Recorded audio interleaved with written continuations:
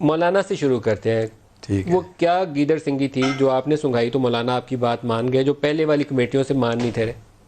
دیکھیں ہمارا ایک ان کے ساتھ جو ٹرسٹ کا رشتہ ہے نا وہ بڑا سٹرانگ ہے، اور اس کے پیچھے بہت پرانے واقعات ہیں، اور جو بات کہی گئی اس پر عمل کیا گیا.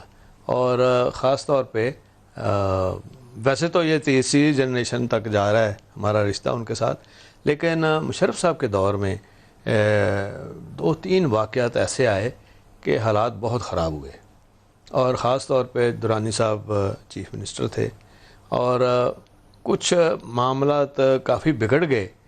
تو پھر اس میں جو رول تھا شجاعت صاحب کا بڑا اہم تھا. پھر انہوں نے جا کے تو کہا جی کہ دیکھیں آپ نے بڑے تحمل اور برداشت کا مظاہرہ کیا ہے، تو یہ ایک اپوزیشن کی حکومت ہے، ہمارا ایک MMA سے ایگریمنٹ ہوا. اور کس بات پہ معاملہ بگڑا تھا جس میں چودھری صاحب نے رول ادا کیا؟ وہ کچھ ایسی باتیں سامنے کچھ لوگ لے کے آئے کہ جی ان کی حکومت جو ہے وہ ختم ہونی چاہیے، ٹھیک نہیں ہو رہا. جو جنرل صاحب نے اس پہ ایک پوزیشن لے لی. جنرل صاحب کا خیال تھا اس وقت، اس میں MMA کی حکومت گرانے کا خیال تھا، تو چودھری شجاعت نے پھر رول ادا کیا. جی ہاں، ایک تو یہ رول تھا ہمارا.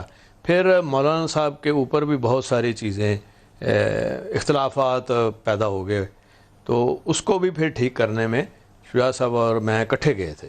مشرف صاحب کے ساتھ ان کے تعلقات ٹھیک کروانے میں اور جو ٹھیک کروائے کا جو ووٹ دلوایا تھا اس میں بھی چودھری صاحب کا رول تھا.